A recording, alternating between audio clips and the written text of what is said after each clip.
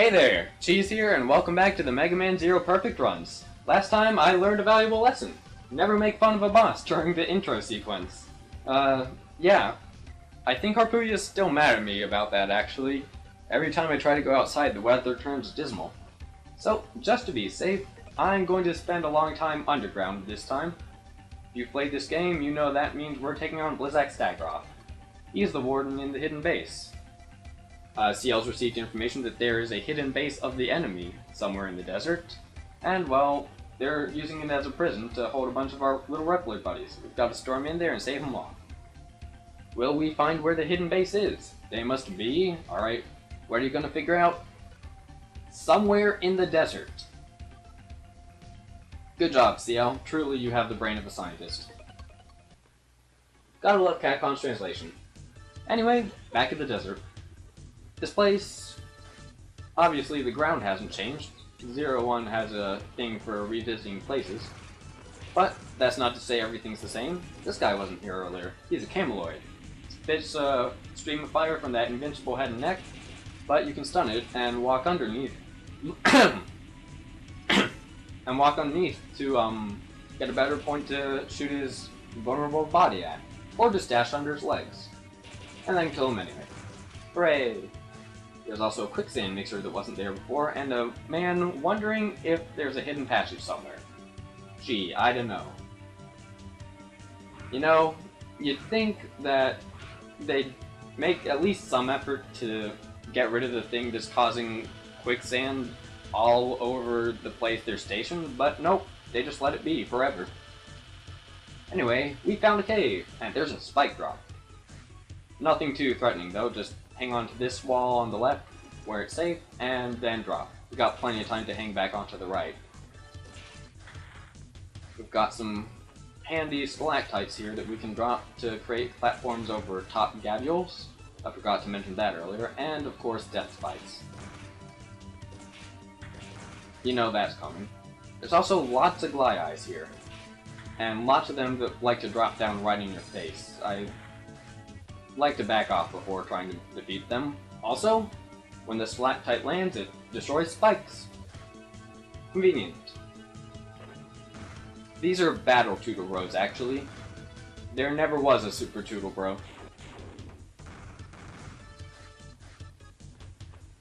I guess Capcom's not the only one with translation issues. Anyway, we've made it to the base.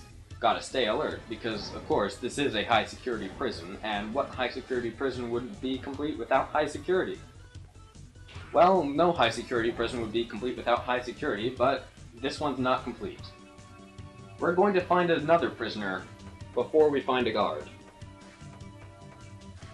Yeah, this place really was not expecting to be found.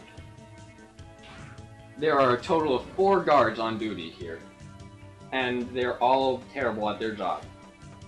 A couple of guards are in here in what seems to be detention because they can't do their job behind locked doors. That was the card there, by the way. A Pantheon Guardian just like the intro stage, but equipped with alarm vision. This is what happens if you get caught. A bunch of Pantheon warriors with the enormous arms show up off the sides of the screen, and if you move forward, they attack you. If you don't move forward while the screen's red, nothing happens. How sad. Oh, yep, there's one of the ones behind locked doors.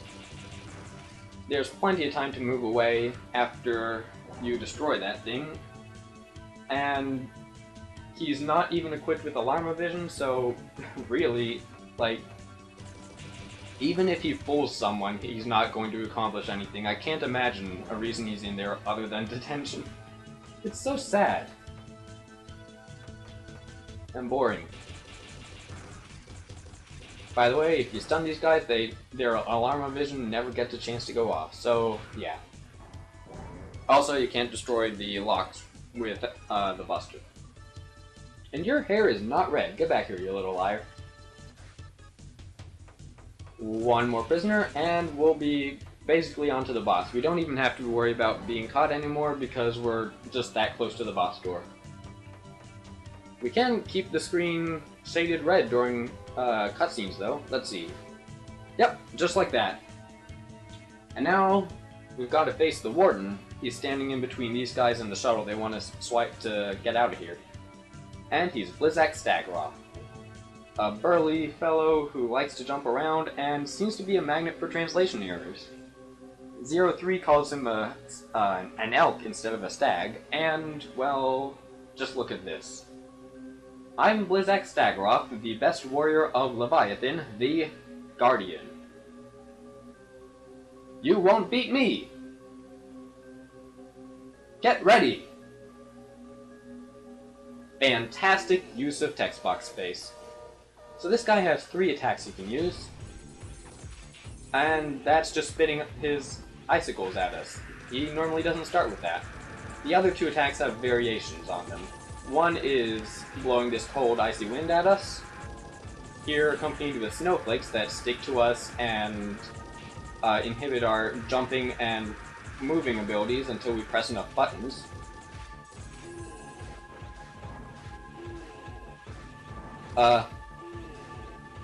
And that's the worst of them.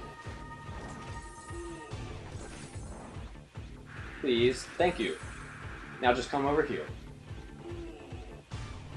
Perfect. He can also jump at you. If he doesn't throw a snowball, he'll land directly where you are.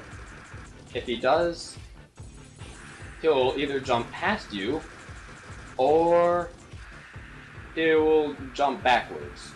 That's his X attack there. Once he's below half health, he can replace the snowflakes with ice spikes. Does a special pose for that, though. Oh. The snowballs explode into cold air that stuns you, and you can't do anything about it. Once it goes away, though, spikes will remain. Oh, goodness. And you need to shoot them away. Ah! Whoo! Finally, this guy's down. I was so worried I was going to choke at the end there, as I always do. But I've managed. Actually, I don't know how I've choked so little in this series. I choke all the time. This is Zero. I'm returning to base with the prisoners. Sound only! We haven't seen that yet. And CL's telling us to pick up the ice chip. It's right here. And now we've got it. Wonderful! Of course, I'm still not going to make use of it, but... Oh, yeah.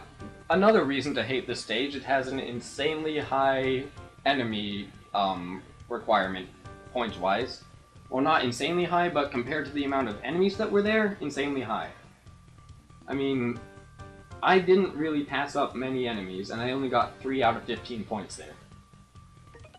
Yeah. Anyway, thanks to us, as many as 7 Reploids have been saved. Exactly 7 Reploids have been saved, CL. But it seems her experiment is going fine. That's right. Despite the translation errors, CL is actually a scientist. And I guess this is a bit of character building. Hooray, she's working on a substitute energy. By the way, there's an energy crisis going on. I think this is the first we ever hear of it. And she has dreams of making peace so that they're not persecuted. How nice. Oh. But a loaded question. Oh no, sound the alarms. Wait, that's not what I meant. Uh-oh. Well, we'll have to deal with this next time. Let's move on to the outtakes, shall we? I ran a jump attack on the snowman. Turn around and didn't see 15 snowballs coming at me. Snowball, snowball, snowball, fight! Snowball, snowball, snowball, fight! Snowball, snowball, snowball, fight! Alright, time for a couple extras. I didn't show... There are several things that I didn't show off during the video in the sake of not prolonging my boredness. The stage is long enough and uneventful enough as it is, but... One thing of note, you can't hurt your head, or you can't hurt yourself by hitting your head on these stalactites here. You'd think that would happen, but oh. And now you see why I didn't do this during the run. I had one run too many end that way, and that was one. moving along a little. You can tell I'm not doing this about the same time as the usual runs. Anyway, next part, you might have noticed the ice continues in some direction here, and for a while in this direction. What's over here? Absolutely nothing. And a lot of... oh, nope. There is a lot of absolutely nothing, but at the end there's an extra life and some health and E-crystals if you want them. Really no need to go all this way to get them, but if you're patient, go ahead. And it's a little too far to the next bit of extras, so let's cut to that. Let's see what happens when you break one of these guys out. You've got plenty of time to move away, they don't have alarm vision, and he even walked the wrong way. How pathetic. Anyway, that's pretty much it. All the places that I didn't check all just had more hidden guards. Let's get caught, shall we? This is what happens if you move too much. Actually, I think I'm too far at the end, but there we go. Yeah, usually something like this, and you get penned in, and things can be bad. Also, the doors get locked, but then they get unlocked, and you can free everyone.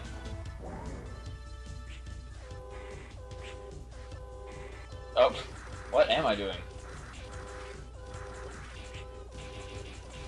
Oh goodness, this is what you don't do. Never quite had that happen to me before.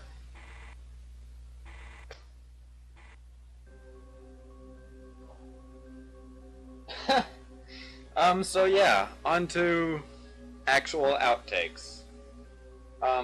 As a bit of a side note, I had a couple recording sessions for this one, and on one of them, the mic was not in the right place, so you can barely hear me. But other than that, enjoy. As you expect, this is certainly not the same stage. I didn't see you. You can also shoot it from back here, but it's a little more clumsy. Because of the super wide boss room, you can also spit his antlers at you. Or just stand there. That's strange. Oh, come on, are you serious? Blizzack Staggroff here has 3 basic.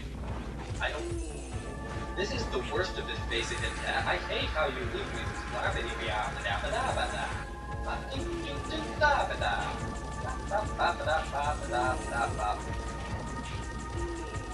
Those flanks are only. Goodness. Okay, this is a good attack. Post-production needs help. Are you serious, dude? Come on, you don't need help that bad. Oh no! Well, okay, maybe you do. That was pathetic. That's shut up. Hey, look, I've already done this while talking, so you... So what? So I'm ending the outtake here. Alright, sore loser. So he's got 3 attacks, and this is one I don't like. One of them is blowing icy wind at you with snowflakes that slow you down and like stick you and what? Whoops! I forgot that was there. Silly me. Oh no! That came so quick. Well, hey, that's why you listen. What the heck? Oh, why did I think that wouldn't be there? Good use of text boxes. He always starts off with jumping. Wait, he doesn't.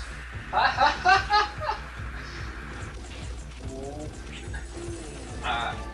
was too focused on getting that snow off me to actually dodge the thing.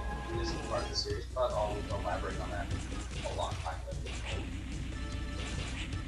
A long time later. Doesn't jump. This is X attack. Snowflakes become icicles. If he doesn't jump directly at you, he'll jump past you or backwards. Ah! split my focus properly. By the way, I have to listen for them sometimes. Icicles or snowflakes. Icicles are an EX attack that people use at half health or lower, and they hurt you. Snowflakes cling to you. And... Wah! No! You want to stay either right up next to him or at a moderate distance. And by moderate distance, I mean just barely on the edges of the screen, not directly in the middle of his antler ring. Icy Wind comes with a variation, as well as jumping.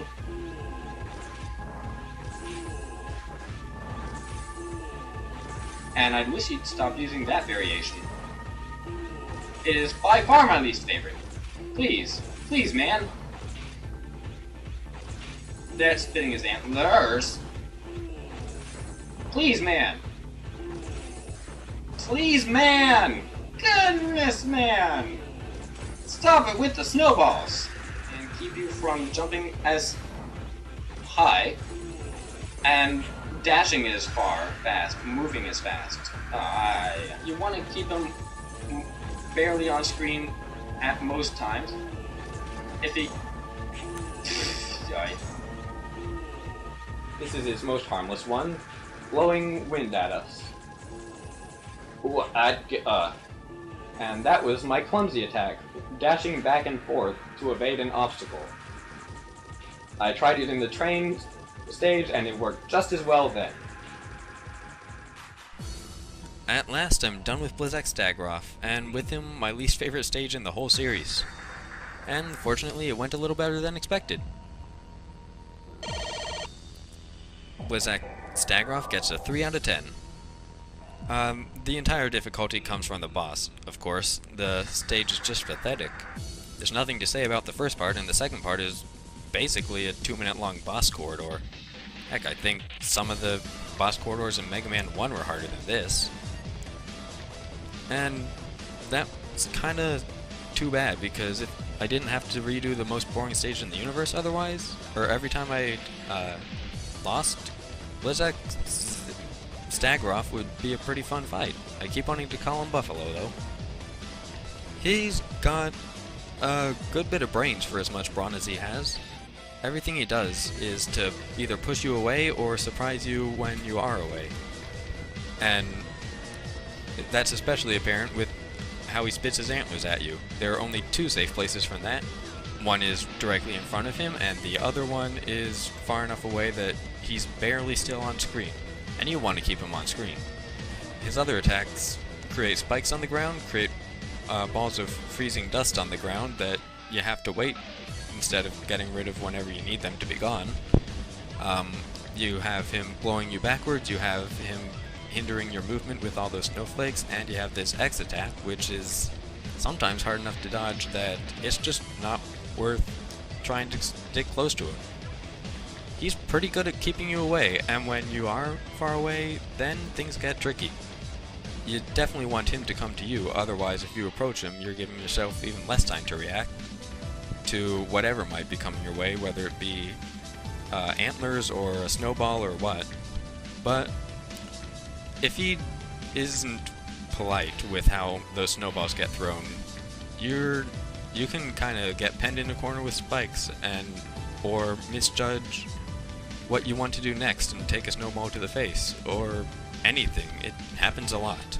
At that point, it really becomes a pretty interesting battle where you're reacting not to what you see, but to what you hear. And I think that's really cool. I just wish it were at the end of a different stage. Anyway, with this stage out of the way, I've taken care of just about every stage I don't like in the whole series. Yeah, 0-1 had a bit of a rough start, but now I've only got stuff to look forward to. And so, I thank you for watching this video, and I hope you'll join me next time when things get fun. Real fun. Until then, this has been Cheese. See you later.